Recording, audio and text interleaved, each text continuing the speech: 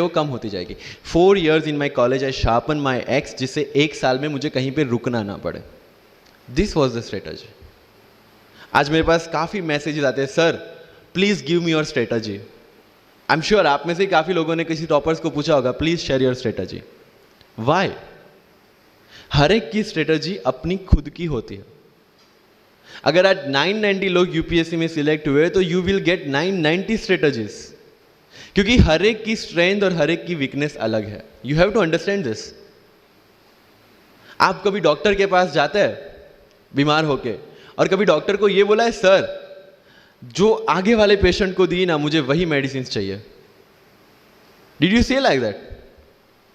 No, क्योंकि उसकी बीमारी अलग है, मेरी बीमारी अलग है। सेम चीज विथ यूपीएससी। आपकी स्ट्रेंथ और आपकी वीकनेसेस अलग है, किसी टॉपर की स्ट्रेंथ और किसी टॉपर की वीकनेसेस अलग है। Why should I walk on the same path, जबकि मुझे पता है कि वो मेरे लिए बना ही नहीं। I have to create my own path. मेरा यूपीएससी का जो बुक लिस्ट है वो अगर आप देखेंगे ना, तो यू विल फाइंड कि ये completely out of the box book list है। मैंने कभी लक्ष्मीकांत नहीं पढ़ी। आई नो यूपीएससी फ्रेटर्निटी के लिए ये बहुत बड़ा स्टेटमेंट है। I never read Shankar IAS, I never read Yojana, I never read Kurukshetra.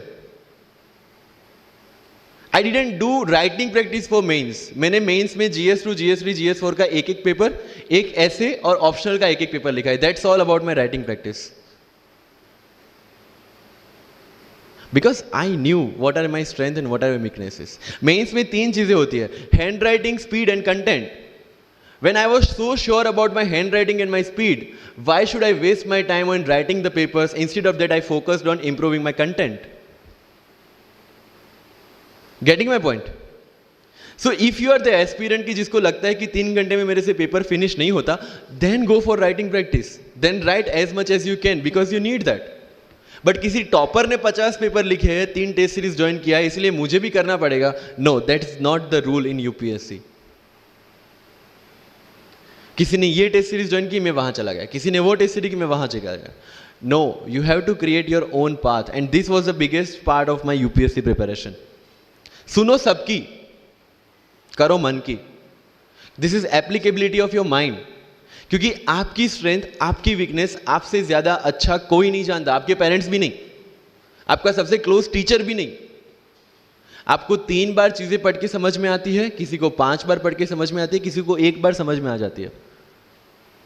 But I want follow the same path जो आगे लोगों ने फॉलो किया है। वो मेरे लिए बना ही नहीं है। I have create my own path. Getting my point? Yes और नो? सो जो मजदूरी है वो सड़क पे एक इंसान 12 घंटे गड्ढा खोद के भी करता है, और एक टॉप कंपनी का CEO भी 12 घंटे दिमाग चला के मेहनत करता है। लेकिन how he is different from that person on the road? Because he uses his mind. In UPSC we are supposed to do this.